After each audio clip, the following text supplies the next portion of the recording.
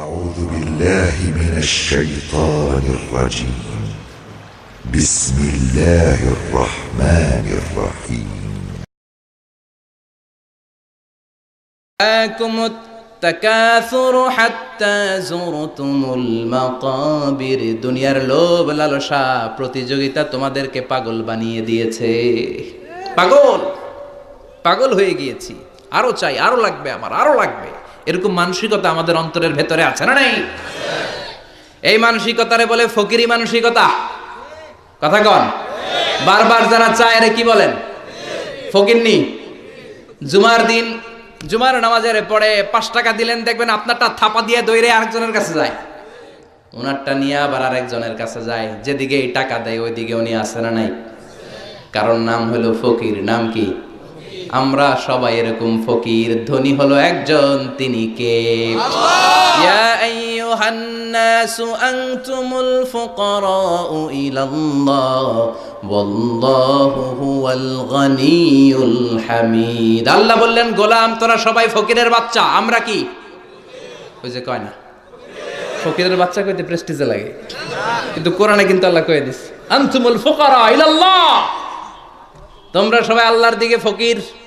কারণ আমরা রাতে দিনে সব সময় বিপদে পড়লে চাই একজনের কাছে, তিনি কে? অসুস্থ হলে কাঁদি একজনের কাছে, তিনি কে? তুফান হইলে, বন্যা হলে একজনের ডাকি, তিনি কে? আল্লাহ ছাড়া বাঁচানোর কেউ নাই। এজন্য আল্লাহ বললেন, আলহাকুমুত তাকাসুরু হাত্তা যুরতুমুল মাকাবির। তোমরা সম্পদের লোভে, দুনিয়ার লোভে পাগলের মতো হয়ে গিয়েছো। ফকিরদের যেই স্বভাব, সেরকম স্বভাব তোমাদের মধ্যে ঢুকেছে, ঠিক কি না?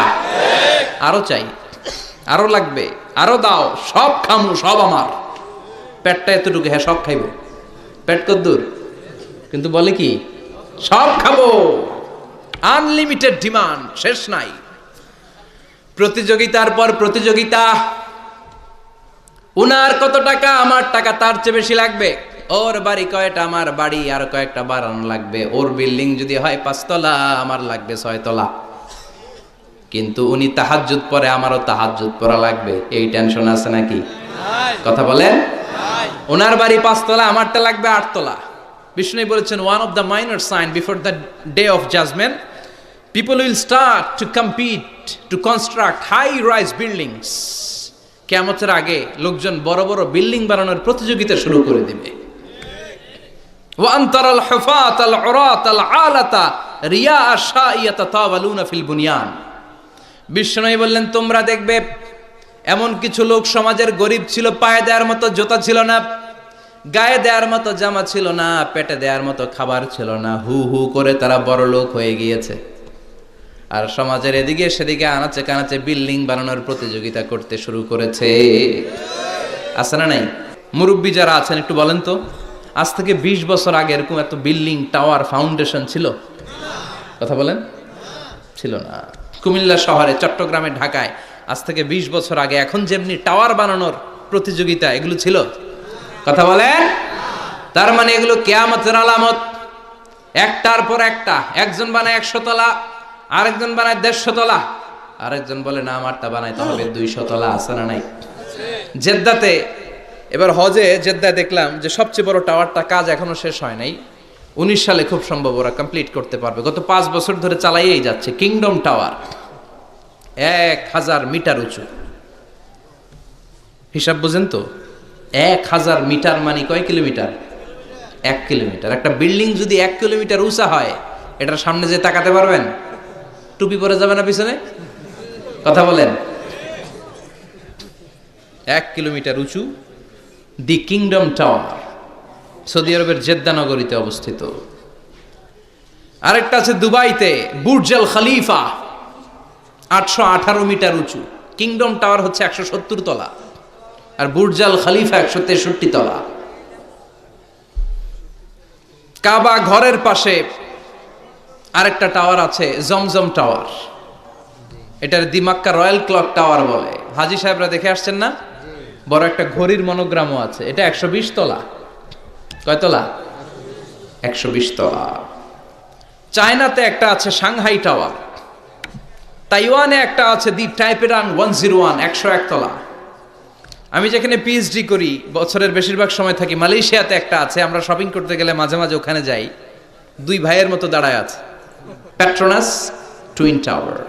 স্থানীয়রা এটারে বলে KLCC। 41st 42nd ফ্লোরে একটা ব্রিজ আছে, এই টাওয়ার থেকে ওই টাওয়ারে যাওয়া যায়। ইয়াতাতাওয়ালুনা ফিল বুনিয়ান, বিল্ডিং বানানোর প্রতিযোগিতা। ওমিয়া কিয়ামতের দিন ইসরাফিলের সিঙ্গার ফুৎকারে ইদা জুলজিলাতিল আরদু জিলজালাহা, একটা ভূমিকম্প যে তৈরি হবে, গোটা বিশ্বে যে একটা ভূকম্পন হবে, ওই ভূকম্পনের চোটে একটা টাওয়ারও টিকে থাকবে নাকি? থাকবে? এজন্য আল্লাহ বললেন আলহাকুমুত তাকাসুরু হাত্তা যুরতুমুল মাকাবির। দুনিয়ার সম্পদ, লোভ, লালসা, এই সম্পদের প্রতি আকাঙ্ক্ষা তোমাদেরকে গাফেল বানিয়ে দিয়েছে। এই গাফলতি তোমাদের কমবে না, থামবে না। হাত্তা যুরতুমুল মাকাবির, যতদিন না কবরে যাও।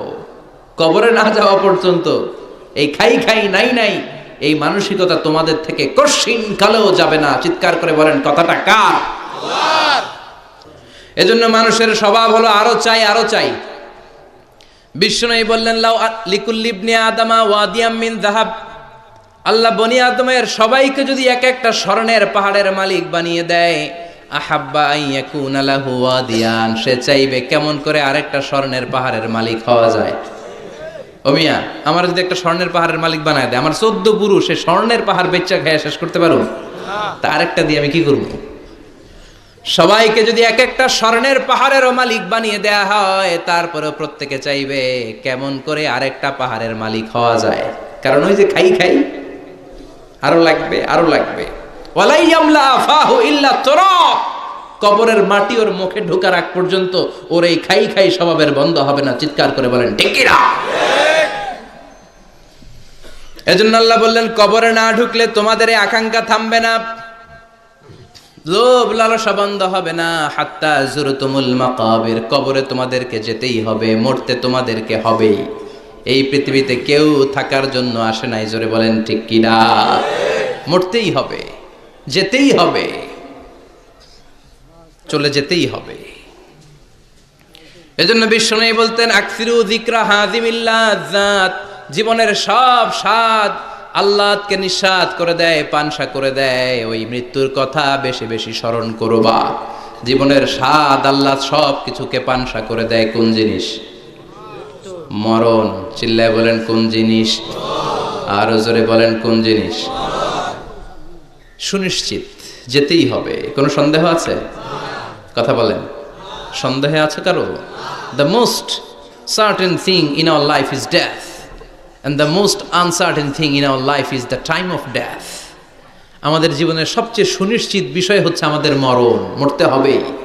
কিন্তু সবচেয়ে অনিশ্চিত বিষয় হচ্ছে মরণের সময়, কখন মরবো এটা আমরা কেউ জানি না, কিন্তু মরবো যে এটা আমরা সবাই জানি। চিল্লায় বলেন ঠিক কি না? কেউ বেঁচে থাকতে পারবে না, সবাই চলে যাবে, সব মরে যাবে, শুধু একটা সত্তা বেঁচে থাকবে। চিল্লায় বলেন তিনি কে? কুল্লু মান আলাইহা ফানি ওয়া ইয়াবকা ওয়াজহু রাব্বিকা যুল জালালি ওয়াল ইকরাম ফাবিআইয়ি আলাই রাব্বিকুমা তুকাযযিবান। পৃথিবীর বুকে যা দেখা যায় সব মরে শেষ হয়ে যাবে, মরবে না শুধু একটা সত্তা, তিনি কে? সব মরে যাবে, আমরা মরবো, উনি মরবেন? উনি প্রথম, উনি শেষ, ঠিক কিনা? হুয়াল আউয়ালু ওয়াল আখির ওয়াল যাহিরু ওয়াল বাতিন ওয়া হুয়া বিকুল্লি শাইইন আলিম। প্রথমে কে? আল্লাহ। কথা বলেন, আল্লাহ। শেষে কে? আল্লাহ। প্রথমে আল্লাহ আল্লাহ, শেষেও আল্লাহ আল্লাহ, আকাশে আল্লাহ আল্লাহ, জমিনেও আল্লাহ আল্লাহ। পড়েন, প্রথমে আল্লাহ আল্লাহ, শেষেও আল্লাহ আল্লাহ, আকাশে আল্লাহ আল্লাহ, জমিনেও আল্লাহ আল্লাহ। নিখিল জাহান গায়ে গুণগান তার নামে গায়, আমরাও গাহি তাআলা হামদে বারি তাআলা, হামদে বারি তাআলা, হামদে বারি তাআলা। সুবহানাল্লাহ, সুবহানাল্লাহ। প্রথমেও তিনি, শেষেও তিনি, প্রকাশ্যেও তিনি, গোপনেও তিনি। সব জায়গায় তিনি, আমি তো বলি সব জায়গায় তিনি, ঠিক কি না? কারণ আমরা যখন আজান দেই, আজানের শুরুতে কি বলি? আল্লাহু আকবার বলি না? তার মানে আজানে আল্লাহর নাম আছে না নাই? কথা বলেন। নামাজে আল্লাহর নাম আছে না নাই? আমরা যখন ধারালো একটা ছুরি দিয়ে ঈদুল আজহার দিনে পশু জবাই করি, কি বলি? আল্লাহর নাম। আবার জিকিরের মধ্যে আছে কার নাম? জোরে বলেন। তার মানে আজানে আল্লাহ আল্লাহ, একামাতে আল্লাহ আল্লাহ, কোরবানিতেও আল্লাহ আল্লাহ, জিকিরেও আল্লাহ আল্লাহ। পড়েন, আজানে আল্লাহ আল্লাহ, একামাতে আল্লাহ আল্লাহ, কোরবানিতেও আল্লাহ আল্লাহ, জিকিরেও আল্লাহ আল্লাহ। নিখিল জাহান গাই গুণগান তার নামে গায়, আমরাও গাহি তাআলা হামদে বারি তাআলা, হামদে বারি তাআলা, হামদে বারি তাআলা। আল্লাহু আকবার।